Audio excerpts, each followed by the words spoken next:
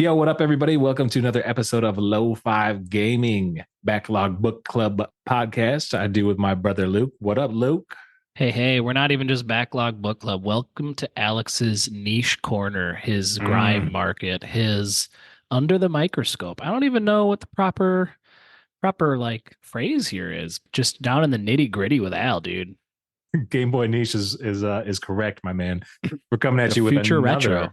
future retro episode, Yeah. dude. This time, Deadeus, another Game Boy joint that came out in 2001, maybe 2003? 2021. It would make it did not come out in 2001, did it? No, 20. So it would have been Oh, 2021. I was like, Sorry. what? I Yeah, like was like, dropped to 2003. Like, no, I was like, definitely huh? No. not. No, 2020, 2021, that general era, physical release in 2022. Do you have the physical? Let's start off there. I do have the physical, and I also have the Hell actual yeah. details, dude. It came out on August 24th, 2019, the original. I'm so glad we got the that original cleared up. patch.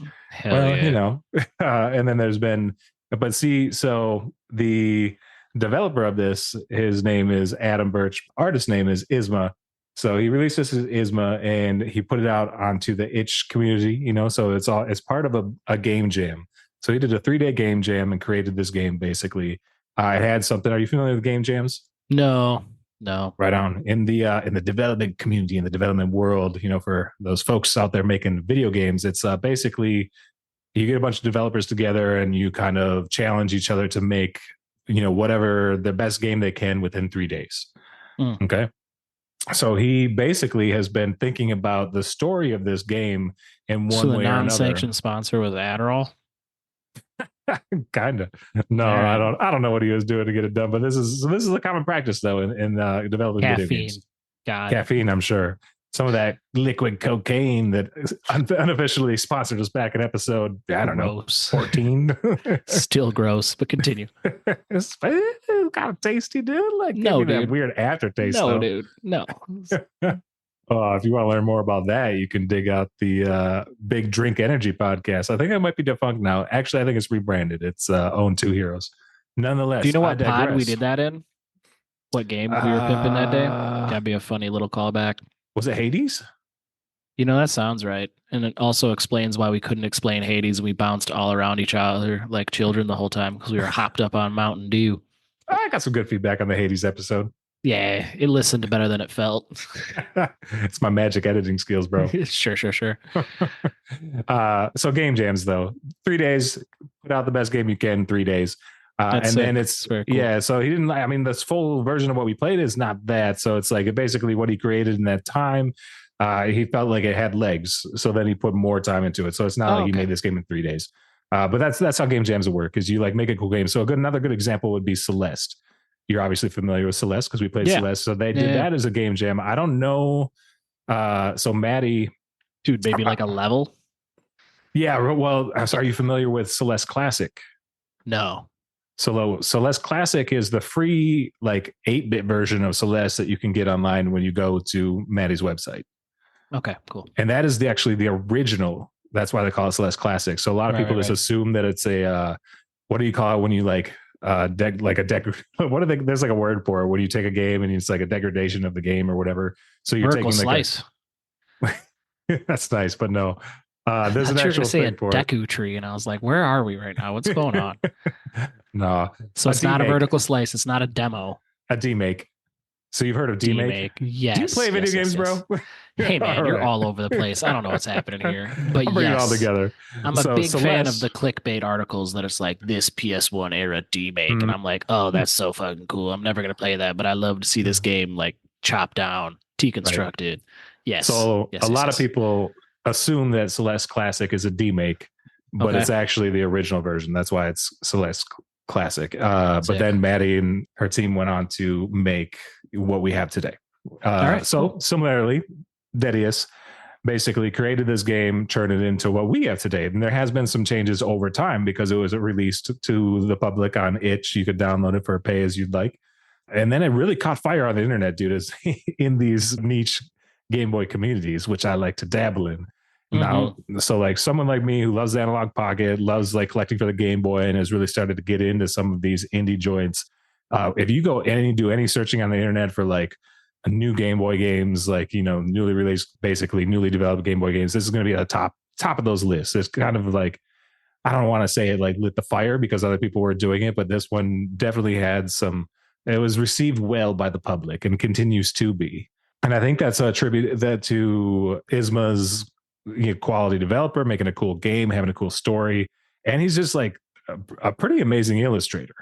And that comes through in some of this as well. So like these illustrations, I think that's a really cool part of Deadeus is the look. I think it's got a good vibe overall, but some of those scenes that you get, like you really have to give IZMA the I'm giving the man his flowers.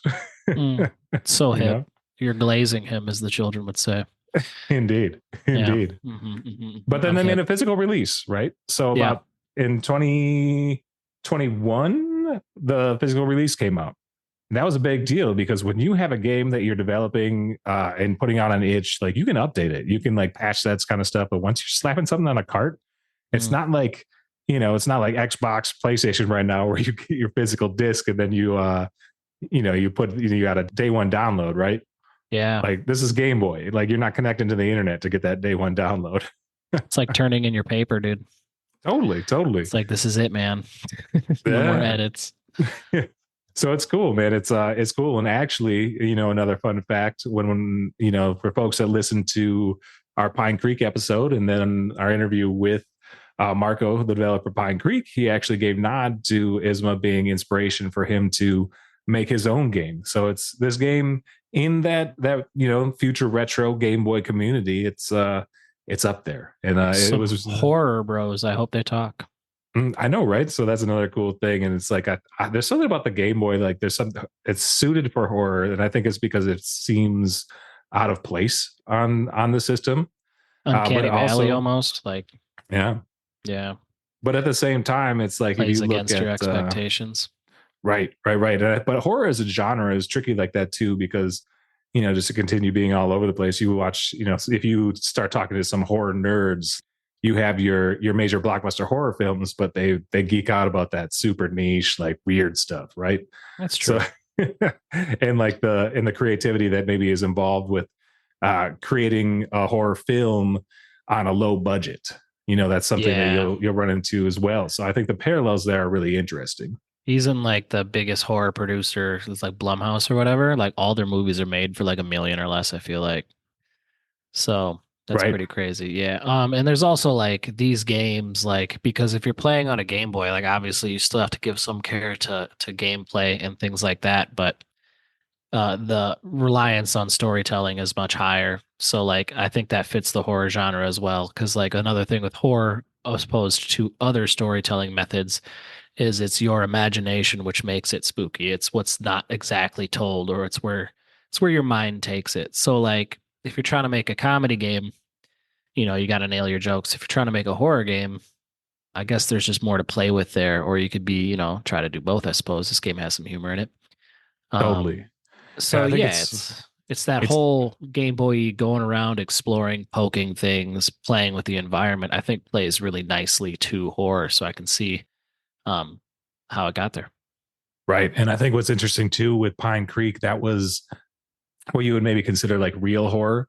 So the scary horror parts of that game is because it's like real life. It wasn't like extraterrestrial. It wasn't like the occult or whatever. I mean, there was some red herring stuff. But whereas in Deadeus, like it's really, in my opinion, is a nod to the genre, like the true like horror genre. Like I think that IZMA really plays into some of those tropes really well, and I think that comes from him being a fan of the horror genre, and you see that come through in his game, which is I think really cool. But before we get too far into this game, let's drop the people with some info on Deadeus.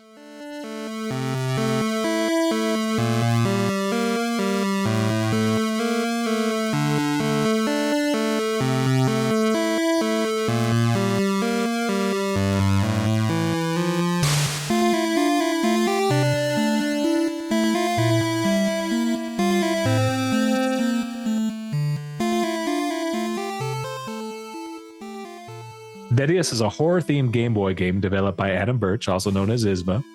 The game follows the story of a young boy who has a prophetic nightmare warning of a massacre that will occur in 3 days. Players navigate the boy through his village, uncovering dark secrets and engaging with various villagers to influence the outcome of impending doom. With multiple endings and a narrative-driven approach, Deadeus combines retro aesthetics with a chilling storyline, making it a standout title in the indie gaming scene.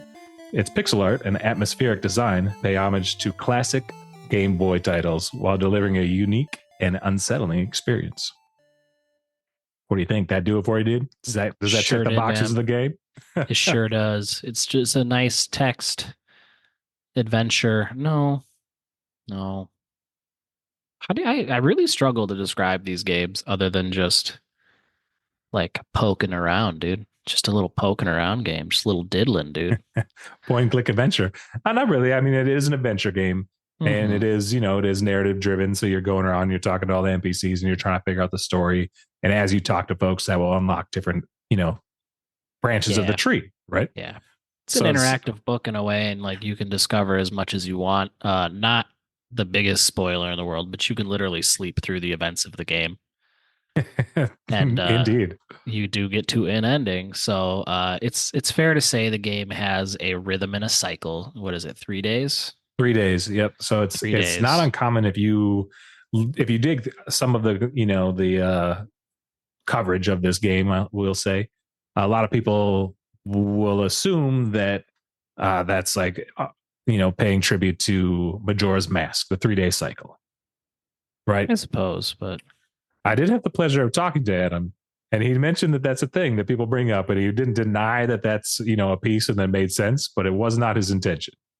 Yeah, I feel like it's more just like it kept the story on the rails and like it gives it nice closure for what happens in the end, whatever it is that you do. Multiple endings. You can end early. You can end real fast, as I found out. But it's just like it's that interactive story type of a game. So like there's things that you do that change events. And it's just if he went on for days, it kind of loses some of that bite. Sure. I won't spoil it now, but I tried to get a specific ending and I realized that I didn't do anything in the sequence. So I like settled for a different ending that I decided to be my true ending because I was just me being anal and not wanting to start all over to get to the perfect boy ending. But sure. Like that sometimes. Yeah. So there are 11 endings in total. Which is cool. I love being able to branch off and try a few of those different things and see the story through. It's There's some wildly different ones too. Like it really needs to be said. This isn't like just like like here's a slight twist. It's like no, there's wildly different outcomes depending on what you do. Right, and they can happen at various times, right? So even though it's a 3 day cycle, you can end the game prior to that 3 day period. And the reason why it's on this 3 day cycle is it goes back to that impending doom thing. So you're having these nightmares. And all the kids in the town. Yep. Yeah. So all the children of this game, you start to pull back the layers of this story as you play through and talk to folks in a cool way. Like everyone's being real coy and weird about it. Like the adults are being very like once again, that's your imagination taking over, but I can see it being a movie where like the parents are like acting totally normal, but it's creepy that they're acting normal.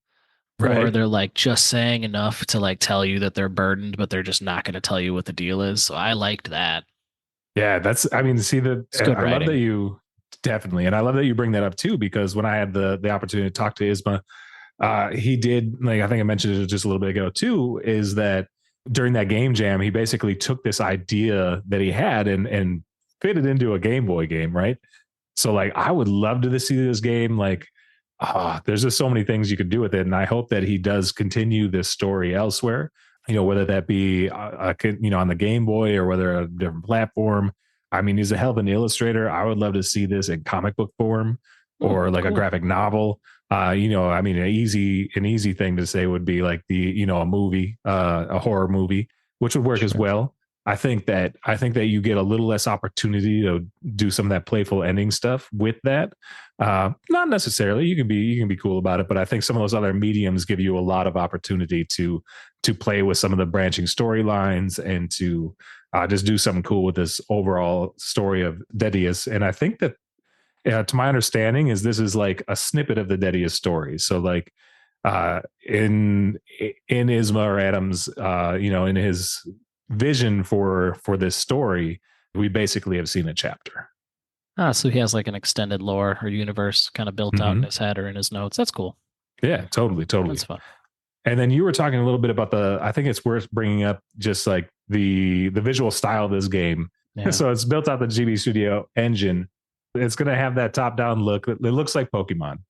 And because of this game, is that our shorthand for any type of Game Boy game? It looks like Pokemon, all right. Dude, everybody play Pokemon, so that's an easy thing to compare it to. And I prefer to say it looks like Pokemon than to say it looks like Link's Awakening, which is very similar. You still have that top down, still very like Game Boy, like kind of Game Boy, but your NPCs and there's just like a very unique look to the Pokemon NPCs and to the characters.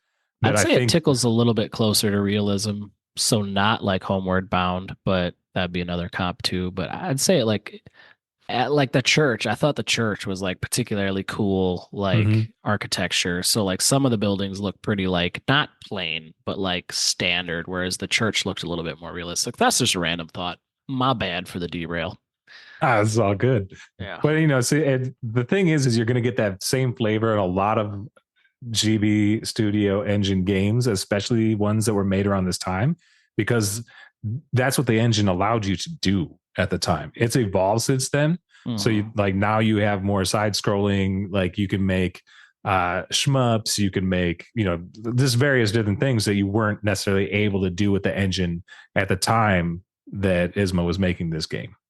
But I think where the graphics really sing is like, as a part of that is they and don't get me wrong, dude, this game is polished. Like it's a beautiful Game Boy game.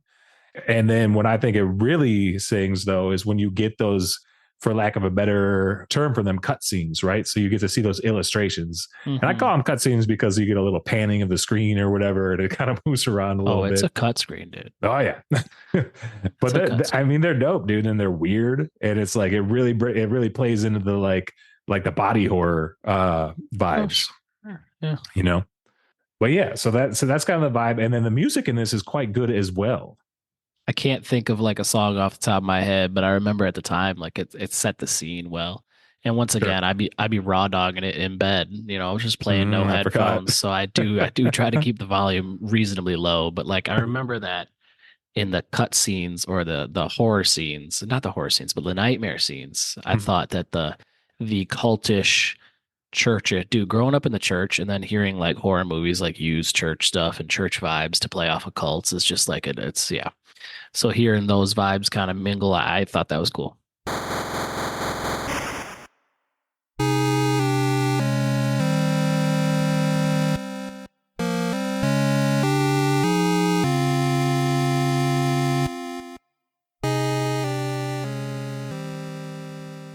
Music is by Stuart Busby, I believe.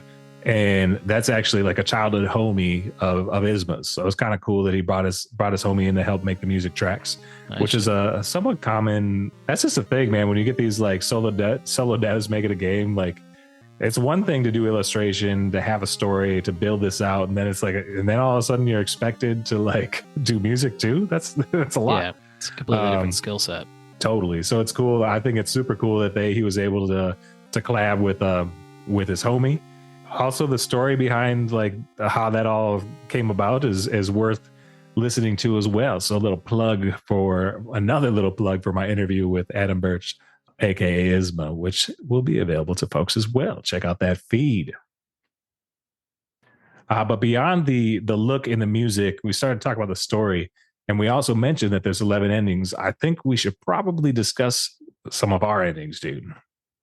Yeah. So before we put up an official spoiler wall, I'll use my pretty goofy ending first. I'd also like to shout out the map. I appreciate a good map in a game, and I liked traversing this one. It felt expansive yet compact.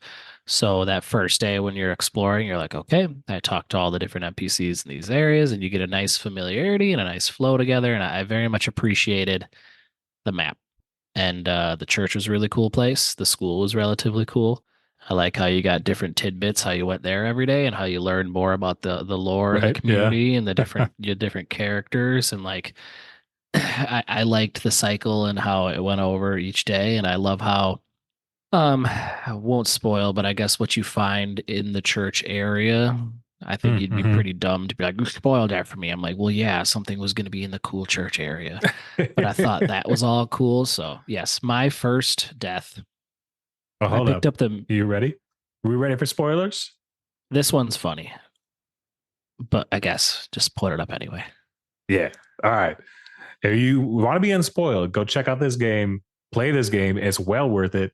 You can buy the physical, or you can get the ROM for very affordable price. It's like $5, maybe even less. I don't know. You might even be able to play like one of the early versions for free on your web browser. So totally, if you're It's interested in cheap. this Support game, art. check it out. Exactly. Support art. Exactly. And with that, let's throw a little timestamp in for folks that don't want to be spoiled by these endings. Because to be honest, dude, like that is like the journey of this game is like figuring out these different endings. Yeah. So you know you still have fun if you listen and you wait a couple months to play. It's like telling you the end of a book, dude. You got to read the book. Totally. So check out this game. If you'd like to remain unspoiled, come back at the 32-minute mark. 32 minutes.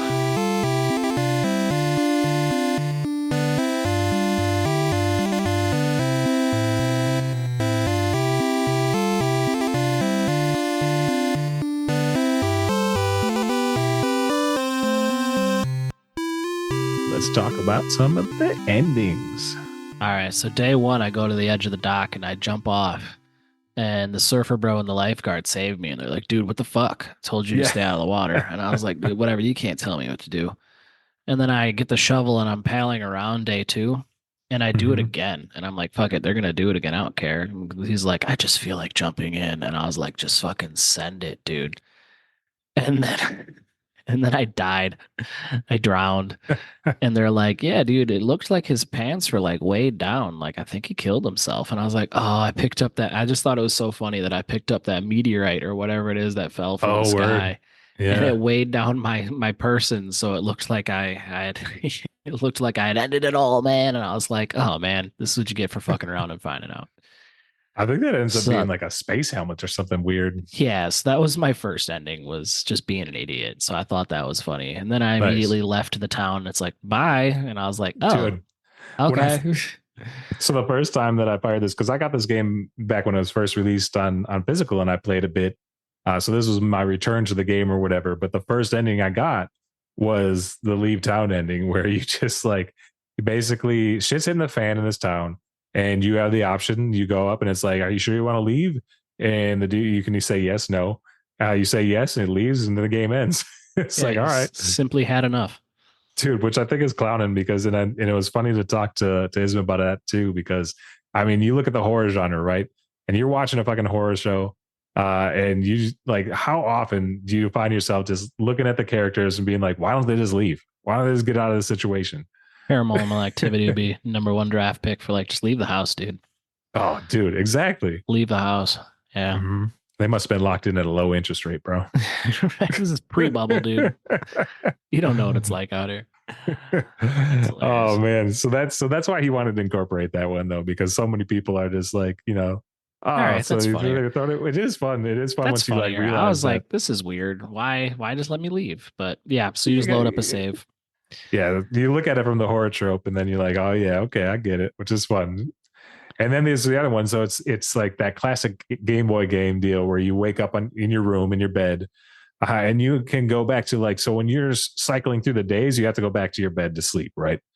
That's how you progress the days. So you can just jump back into bed each time.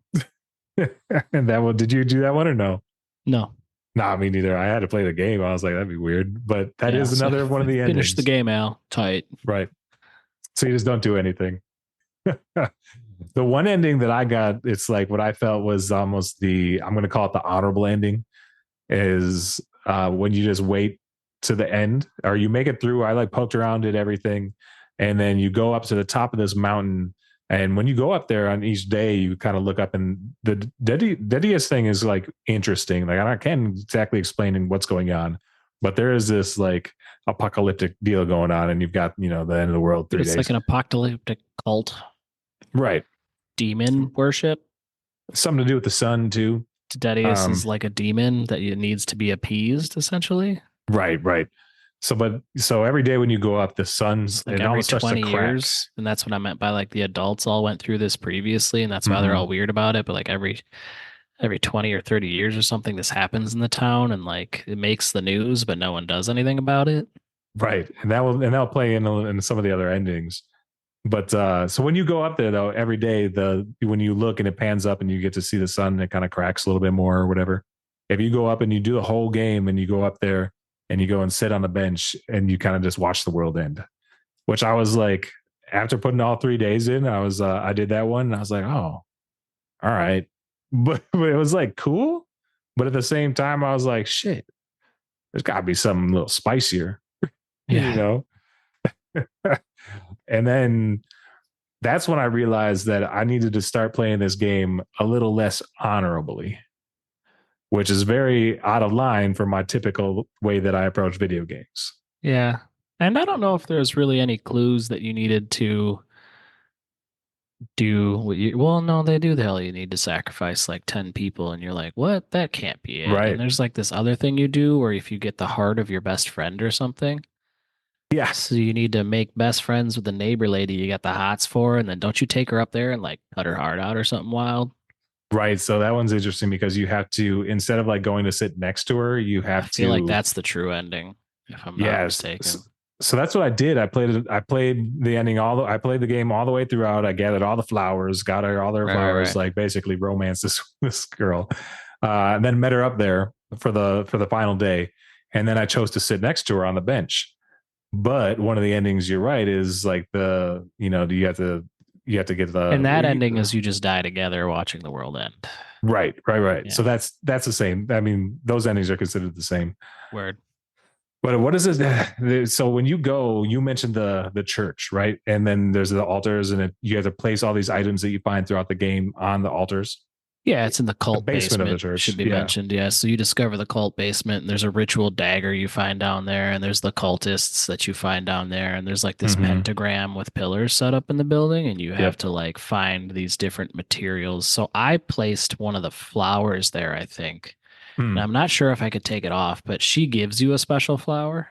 Yes. So I couldn't give her like the 10th flower or something like that. So I Mm. was annoyed. So then I killed the dude's mom. Yeah, dude.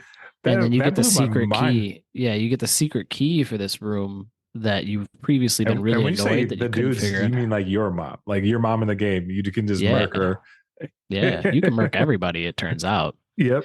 That's what you were leading up to a minute ago. Like you can, and like you can get caught, I guess, doing it, and you can end up in prison. So you have Mm-hmm. to murk the NPCs off without someone looking. And you find this key that your mom's been having, and she's been saying some like mildly suspect shit to you previously, but nothing to really make you think anything's too amiss. And then like you go into this cave and it's like your dad's chained up. So I think your mom Right. sacrificed your dad to stop Deadeus the first time. Yep. Totally. So like, yeah, that was my favorite ending. So I chose that to be my ending. That one was wild, dude. Like, first of all, I was like, oh shit, I just killed my mom. I know. I was like, this is a little unhinged, but all right. Then you're walking around town and stuff, and then you like end up getting the key, and there's a door up on that mountain where you find another key in the game. I can't remember right now what it opens, but basically when you assume that it's going to open that door at first, doesn't fit. So when you get this new key from your dead I think mother, it gets you into the cultist basement. that could be that could be. Yeah. So when you get this key from your mom, you're like, oh, well, that's the door. So you go back up there, and like you said, you find the bones of your dad, and then the world ends. You basically find out what happened, but then the world ends there as well. Yeah. Yep, that one's pretty. Let's not run through all the endings, but run through the endings that we did experience. So did you That's it for experience? me. Oh, okay, cool. So for me, I did all the ones that we've mentioned. What else did I do? I did the one where I became Deadeus, which was kind of fun. So for me, I would say that was my true ending. That was my basically you gather all the stuff, you go in there, and what that does once you place all the items that you need. So you may not have gotten to this because you didn't have all the items that you needed. You didn't have the flower from the girl, the special flower. Can't you use a different flower, or it has to be the special one? I think you need the special one, and I think you need her heart. So So, yeah. so you need both of those things, and that will open a door to the next room. And you go in. There's like one of the weird cult dudes, and you basically are in front of this pit, and and this will give you two different endings. You can either kick the cult dude into the pit, and he will be the sacrifice to Deadeus, and basically that more or less saves the day, I think, if I recall, in a weird way, like so you killed your friend and did all this other shit. And then the other way is you can jump in. If you jump in, you end up getting a cool little scene where you're down in the pit and you talk to Deadeus, and there's some really cool artwork, and you have a conversation with Deadeus, and basically you you die when you fall in there and you become the sacrifice. And then it's a cycle thing where you become Deadeus, and then in another 20 years someone else is gonna have to come take your place or whatever. But it's this wild scene, dude, because you know how you dig up that cat. Yeah. So the Deadeus is down there stroking the cat, like he's hanging out with the cat or whatever, dude. It's dope. But it's weird, but it's dope. Yeah, dude in town's really upset that someone unburied his cat. That shit was hilarious. I know. Those are the endings that we got. That's most of them, I would say. It's worth going through and kind of checking them all out. This game is really about poking around, seeing what you can do with it, and it's just super well done.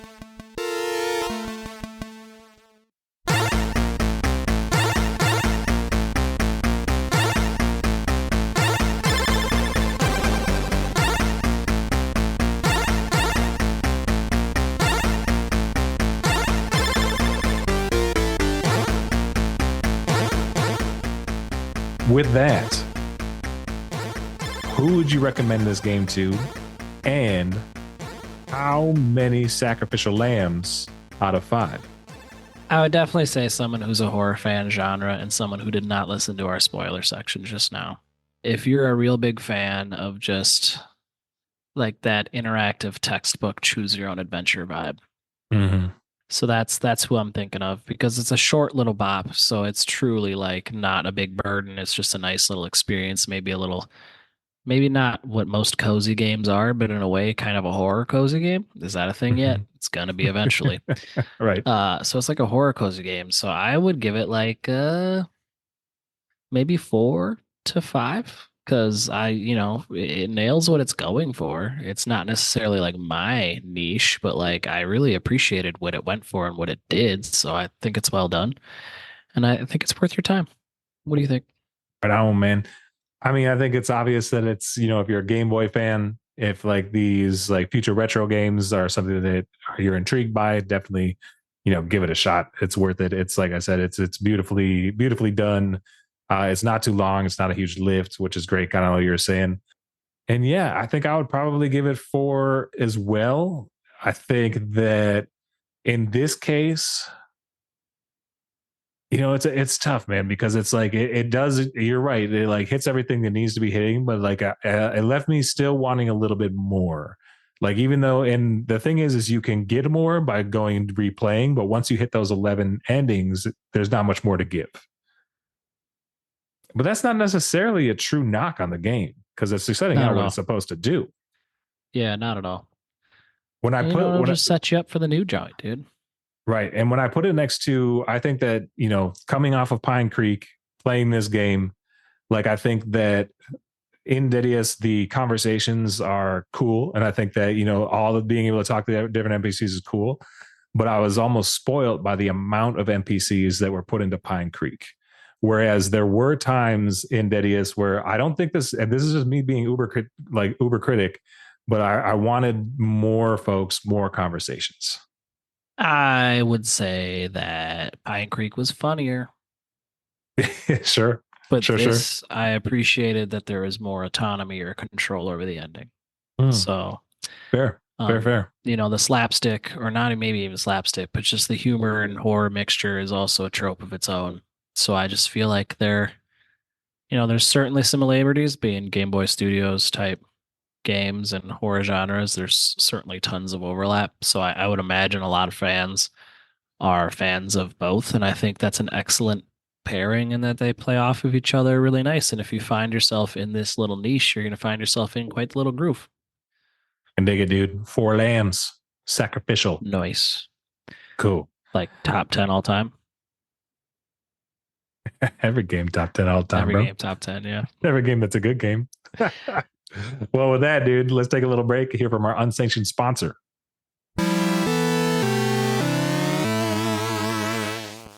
This episode is unofficially brought to you in part by two words. Nas Reed. Nas Reed. Nas Reed. Trauma time. Alex and I went to a Timberwolves game together, and we paid a lot of money to go see the Nas Reed Six Man of the Year award ceremony because the team immediately took a shit. And it was really cool. Nas Reed was getting that, dude. A cult status. Cool. Dude, I could go on for days, but like modern fandom is like Minnesota fans, I feel like are particularly like rabidly cultish, like about like we're very protective of our players. Like growing up a Twins fan, dude, it's like this dude could be the sorriest player, and like Twins fans would be like, but I love him. We can never trade him away. And like I'll be pissed if we trade away Nas Reed though. Well, yeah, he almost left in a way. Take that and combine it with meme culture and the way that meme culture forms to just regular culture and like just becomes a movement. And boy, do you have like the most interesting fan relationship in perhaps all of sports. Oh, it's wild, man. Not only is he Six Man of the Year, he's a fucking movement. Dude, he like they just chant his name at random at the games. And like he goes out in public and people are just like Nas Reed. Like it made the news, dude, but a tattoo artist is handing out Nas Reed tattoos. Mm-hmm. And $20 like, will get you Nas Reed and Times New Roman on your anywhere you want on your body. Should have done it. Should have done Still it. Can, probably. Yeah. Dude, but Nas Reed, dude, undrafted free agent. Mm-hmm. He was you might not know this, but he was part of the Jelly Fam squad, which is like a YouTube thing. Oh, funny. Is that why they always be calling him Jelly? Mm-hmm, he's Big Jelly.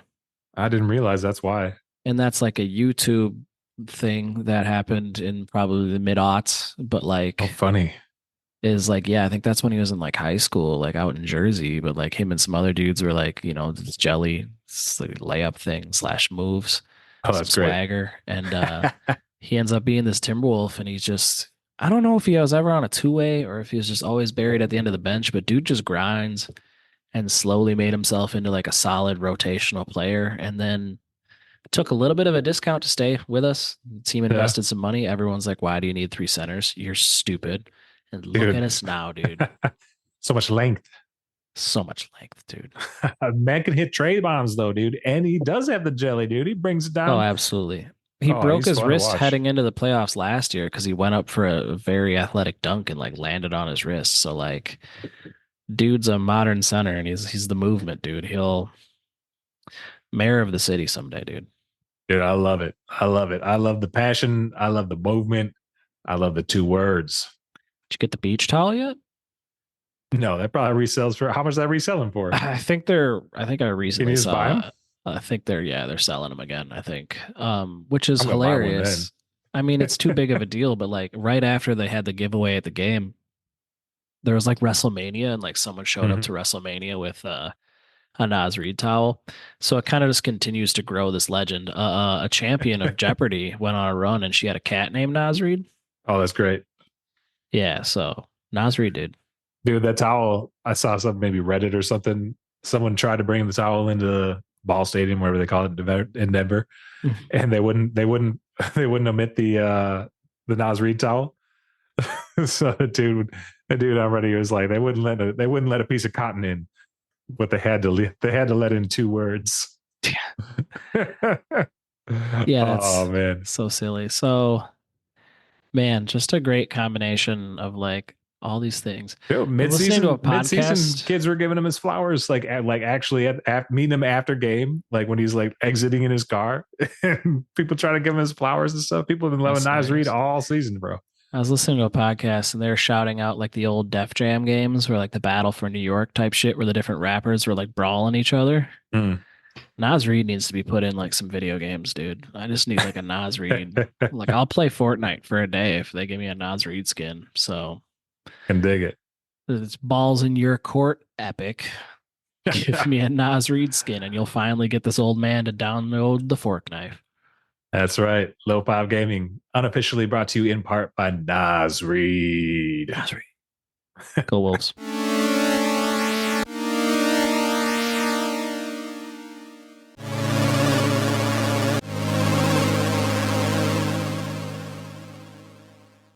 All right, man. For side quests, then I'm just gonna totally throw a curveball, and I'm gonna see if you're able to handle it, hit it out of the park, or if you need to think about it over time and then either do a special episode or a special segment later on.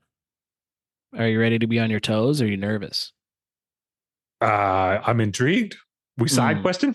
God, look at this tease. Look at this tease. I should be on radio.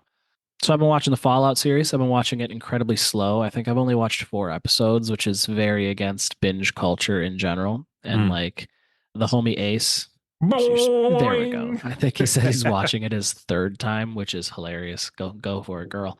But it's really good. I think it's really well done.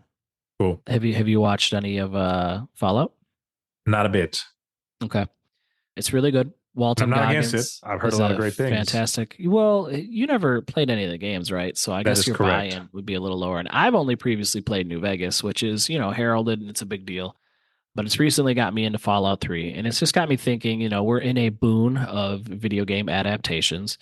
So I want you to think of 2 video games you would like to see as a TV show Mm. or a movie, distinction necessary.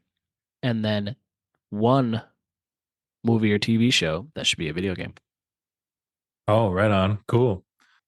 2 video games that should be in the same TV show or 2 Nope, different nope, like 2 different TV TV shows? shows, basically, or a movie, right? So if you think that the Okay. story is more compact and necessary, I'll lead off with an obvious one.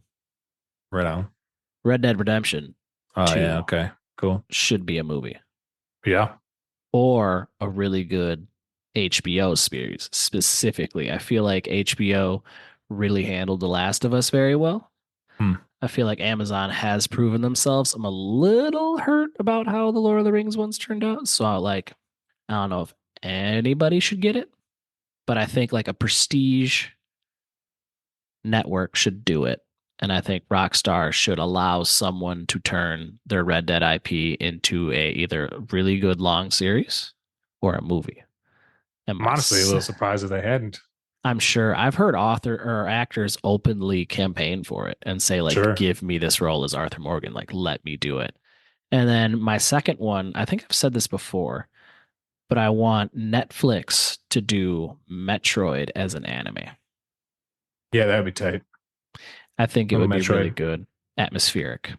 But I have yet to totally think of what I want as it's already established IP that they should make into a video game. Oh, I actually have had this one forever, and it's a little bit of a cheat because they've done it. It's just always sucked. Is that we have never been given a true righteous Iron Man video game, Iron Man? Yeah. and I want Yeah, yeah.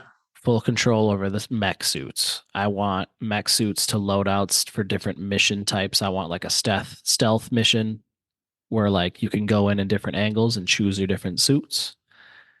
And I want some of his famous enemies. And I just think that that's a character that I can't believe. And like the only games he gets included in is always like gang style, right? Sure. Like Avengers and things like that. But I think that he should be given his own game focused on just him. You could do a period piece. You could do it back in the Vietnam War when it all started. I know a lot of Iron Man stuff, but like you could have it totally set in modern day stuff. I just think it would be excellent as a video game. I can dig it. I'm surprised they haven't put out a full on. There's got to be an Iron Man I think game they out had like there. movie tie-in games. I think they Sure. had those classic ones, but He's fun no to control one's in like some of the Avenger games or whatever, that kind of stuff. yeah, But not to the degree that you're describing. That would be dope. no. And I'm not smart enough to tell you what studio could handle that game. But like I had opinions as to like the movie tie-ins for different video games. Like I have opinions as to what streamer should carry it, or like even if the studio that did Castlevania also did like another, like they please do another video game adaptation. Guys who made Right. fucking Castlevania is so good. So That shit is throwing it to dope. you.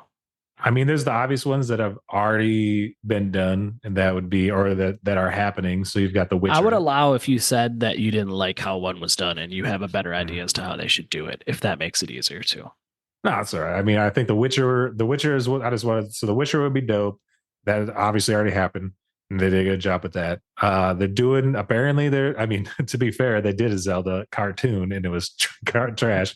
And they're working on a Zelda thing now. Like that's exciting for me. That's why I didn't include it in mine. I have a lot of You know, opinions how they should do it, and they're not going to totally. listen to any of it. So I mean, the most important game, they've already done this as well, but it's Tetris. Yep. Yep. Yep. Do you see that movie, bro? It's I dope. would be open to it, but isn't it on like Apple or something? It Like is. it's It on one of is. the ones I don't have. I don't It's have any of quite them good. really, but yeah. It's quite good. So I'm gonna go a little bit more indie art house on you. You slapped us with some like blockbuster stuff, which respect. But a game that I would like to see become a movie or an anime, almost like a, I feel like a Cowboy Bebop s type thing, almost might work for it. Noir. Yeah, well, maybe that is the vibe, but The Messenger is what I'm going with. You're familiar with The Messenger? Yeah, I gave up because it got too hard and I didn't want to do it Fair anymore, enough. but it was tight. Fair enough. So that in that game, it's like a side-scrolling platform action platformer. And it starts in 8-bit and has a shift to 16-bit. So I think it'd be really fun to have, whether it's mid-movie, mid-season, or whatever, have a style shift. Yeah, that is cool. So that could be dope.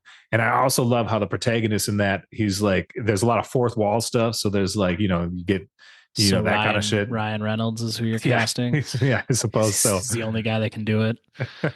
Did you know in all my movies they casted Tom Holland? So what are you gonna do? There you go.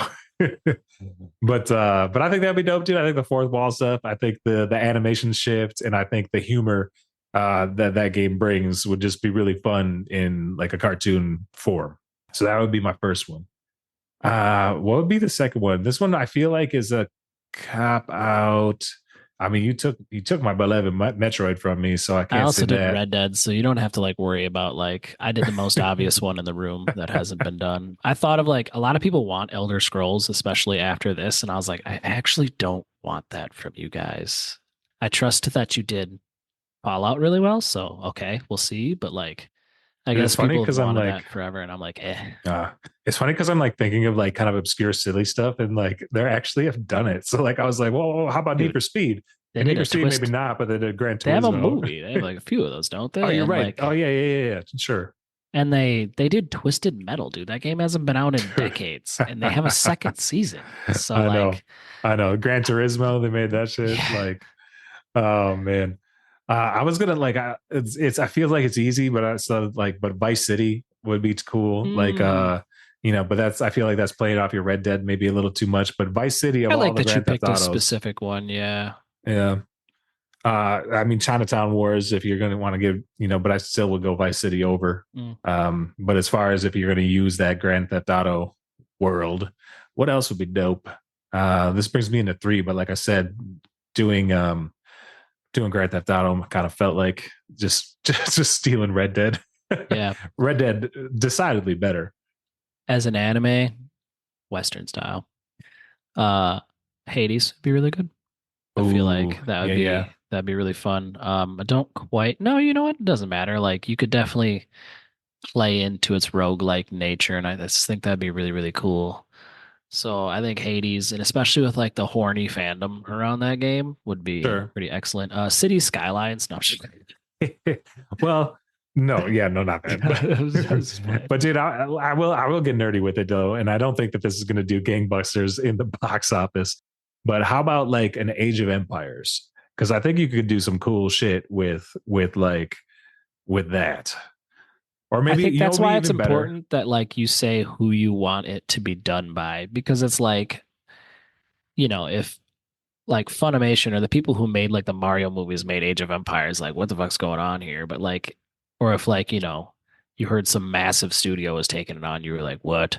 But sometimes when you hear the right pairing, like the whatever niche thing that you're talking about actually makes just like a little bit more fun sense. You know what? I'm going to switch it up. Let's go with Sifu. That's what I'm going to do. I don't know the story. They made Mortal Kombat into a movie twice, so what the fuck am I talking about story? But like, yeah. So Sifu, you're basically, it's a revenge story, but you're a martial artist, but it has this really interesting time mechanic where when you die, like you progress in age. So then eventually like you game over when you're just like too old to fight. Yeah. But I think that could be really fun. And like, I think that also like attributes to like a really anime style, but like, I would want it to be gritty anime though. Like, I'm not well versed enough in anime, but I want it to be like certainly. Yeah, I get what you're saying. Yeah. There's definitely different styles. You don't want like the overly cartoony, or you don't want like the Studio Ghibli. You don't want like the weird Right. horny stuff. You're Right. looking for Right. just like the more realistic. Like I want some grit. I want some violence. Like, Yeah. but then and then what is it? A movie that should be a game? Yeah, and I'm going to interject another one. I've never seen these movies, which is a sin of its own, but how has nobody made John Wick into a video game? They have. It's just not a good game. Oh, bet. Yeah, but that's the movies. I remember the first time I watched that movie, bro. I was sitting there and he just killed so many fucking people in like short amount of time. I was like, dang, I wonder what the death count is on this movie. And I was like, well, the internet exists. Let's see. And like, Yeah, dude, it was some astronomical number, but I was like, there was like infographics and everything around it. I was like, this is great. love me a good infographic. But I cut you off. No, I'm What are you trying to. thinking? I'm trying to buy myself time to think too. All right. Because, dude, I can go on and Movie. on. I just like to think of, and I heard they're making like a Knights of the Old Republic movie or series, or at least it's been like talked about. And you never played those ones, but it would lend itself to a movie very well. So I think that would be cool. But Sure. any other like super innovative game or just like gnarly story or world that you just think would be, if they did a good Prince of Persia movie? Like looking at my movies on my shelf, trying to see which one Right. inspires me. Interstellar 5555. That'd probably Ew. make it. That could be cool, but I'm not Dude, really sure what kind of game would you it can be. revive Tango Gameworks, dude. You can undo Phil Spencer's Big Boner, dude. Oh man, With the Hi-Fi this Rush sadness, it could be another rhythm beat 'em up game. That'd actually be really cool. would be kind of fun. That actually ends up being a solid answer, dude. That also makes me want to make like MF Doom themed video games. So stumbled into an answer of my own. I like it. Cool. That's your thematic side quest this month. I thought it was fun. I like That's thought of cool. the premise and like a few ideas, but I unfortunately didn't really hammer down my favorite ideas. I was a little scatterbrained, so I can hit you with it again later on if I think about some more. But I if you appreciate want you to hit putting me us on the up in the spot. Discord, yeah, I thought that'd be kind of fun. I probably should have sent it ahead, but you know what? We busy. We busy. Um, hit us up in the Discord though. Let us know what game you would like to see made into a movie or TV series, and extra bonus points. Let us know who you want to make it. You don't got to go crazy. I mean, if you have a director that you want to do it, go for it. But if you want, Studio Ghibli to make a Kirby movie, let us know. And if there is a favorite TV show or movie that you just can't believe, or untapped IP that you just cannot believe has not been made into a game yet, also let us know. I think that'd be a lot of fun discourse. And I want to hear your ideas and steal them and pretend like they were my own. Indeed. Hit us on the socials. Send us an email at hello@low5gaming, and we may answer your question on a future episode, just like this email we got from Keaton. Llama himself, Mr. Keaton, the masked llama. Mm. And he says, hey, all, what would you say is one of your favorite gaming moments? A moment that when it was over and the emotions had faded, where you're just like, wow, I love this hobby. You know, you sent me this not long ago, and it was actually funny how quickly some ideas come to mind. So the first one is mom got me a video game for Christmas, and she let me know right away that she's the one she picked it out because she talked to the guy at Target. And the guy at Target said that I would probably like this. And like, if you're a kid right now, your heart's dropped. This is like you for Christmas getting a Zune instead of an iPod. This is like your mom being like, this is the brand you wanted, right? And giving you the knockoff brand everyone's going to make fun of. You're like, no. And then we were going to go to midnight mass like good Catholic boys. So I popped in some Ratchet and Clank, and that shit slapped so fucking hard. And like, dude, was not thinking about the birth of the Lord that night. I was just thinking about my Lombax homies and how excited I was to fuck shit up when I got back from church. So that's a very fun step one. Step two has got to be the first time that I looked at the clock with an overheated laptop on my crotch. Thankfully, not destroying my ability to reproduce, but playing Civilization 5 till like 3 in the morning in college. And I was like, dude, I have too much going on to be doing this. And I was like, kind of got to see the pyramids through. Nice. Kind of got to get this wonder done, dude. It's going to be a big deal. Kind of have to destroy my neighbor. They've been on my turf. And there's like some really, like, between Civ 5 and Civ 6, there's some really specific memories of battles I've had. Sometimes they're even losses. there was like this continent I shared, and it was like just an island, and there was like a choke point of like one hexagon square, so to speak, one tile. And we fought at that choke point for literally a millennia until I eventually won. But neither one of us could overtake the other one. And I play against the computer because I'm a coward. Um, and I just thought that blew my mind so hard. And like I always think of that time I played for some reason, and just like how hard it was and like how tense it was. And like he'd send troops across the river and then like take a city, but then I'd take it back. And like neither one of us could ever get ground. And I just thought it was so cool. And just that laptop just cooking my nuts, dude, because I couldn't stop playing. I can dig it, man. That's So why you those are at love this least hobby. two. Yeah, those are at least two where I was like, that's unhinged. That's ridiculous. Yeah. Right on. What do you got? Man, I think if we're gonna throw way back, like an early memory was when I first got the PS2 and it was packaged with Gran Turismo 3. Dude, we would gather around the TV as a family, and Alex would be like, look at the trees Dog. reflecting off the car. And it's funny, man, because if you look, like, if you load up that game now and play, you're like, what is this garbage? But at the time, man, that blew my, like, I loved it. Like you said, like I had mom, dad, you come look at the reflections of the car, dude. It was dope. And With like our for no me, playing couch that having game, ass, dude, we all had to find different chairs to sit on. That was tough, tough hangs, dude. And then dude, that game in particular, no, that's not fair because like Star Wars Pod Racer and some other early ones, but like I'm like a low key, like secret, like racer like fan. Sure. You know, and I think that's like, especially like Gran Turismo 3. Like, okay, so I'm really into arcade racers, but Gran Turismo 3 instilled this like love for. It's why I like playing Forza. You know, even though Forza's pretty arcadey. You know, like it's fun to do, and like F1's all right too, but like, you know, it gives me a little bit of that love for like upgrading your cars and like, I don't know, man. But purely like the graphics of that game at the time, like I was just like, wow, I love this so much. This is so cool. A little bit more recent, honestly, Red Dead Redemption 2 was an amazing game and an amazing story. And when I finished, horse testicles, huh?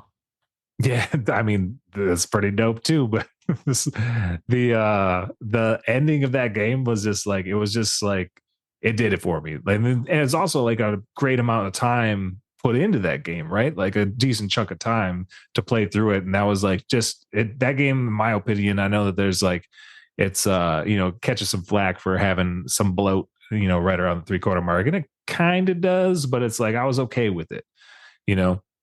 And I enjoyed that just about every step of the way. And when it was over, like it was just like a really nice ending to Arthur Morgan's story, in my opinion. You ever played a second time? For some reason, I loved it the first time, but the second time I played it, it was just like, oh my God, this just hits so much harder. It's crazy. Interesting. I'm sure there's little things you pick up along the way that you maybe miss on the first one or whatever. And Llama, I'd be remiss if I didn't shout out LAN parties. I was in the middle school pocket for the peak of LAN parties, I feel like, before online really took off and changed that vibe. And just getting together with all your homies and slamming Mountain Dew and Good. staying up too late and playing. I didn't even like Halo. I never liked Halo. Exactly. I sucked at it, but it's just like, dude, that's what, like, it was so fun to like hang out with all your buds. And unfortunately, you never know when your last LAN party was. It just happens, and then you never see the boys again. So rest in peace to the LAN party. Yeah, true that, man. Another one more recently, it's like a different, kind of similar deal, but when I finished it was Metroid Dread. Metroid Dread, because that was a game that was, I love Metroid. I thought that was like for a Metroid game, it had like a decent like story-ish going on with it, but it was like the difficulty level of it was like kind of a sweet spot for me where it was pretty darn hard, especially towards the end. And you had to get pretty darn good to like beat the last couple bosses. And like I got super frustrated a few times, and like and like Celeste does this too. So Celeste is kind of like, it's kind of like a dual answer, but games that do that to you, that really push you, where you're enjoying it, but they kind of push you to the limit of like the frustration because you're like getting better at it and everything. But then when you achieve the ending, or you like beat the final boss, or when you summit Celeste, there's just like, you just like, it just feels great. You're just like, wow, I did that. That's true. That's true. So those a couple more. We could probably keep going, but appreciate the email, Keaton.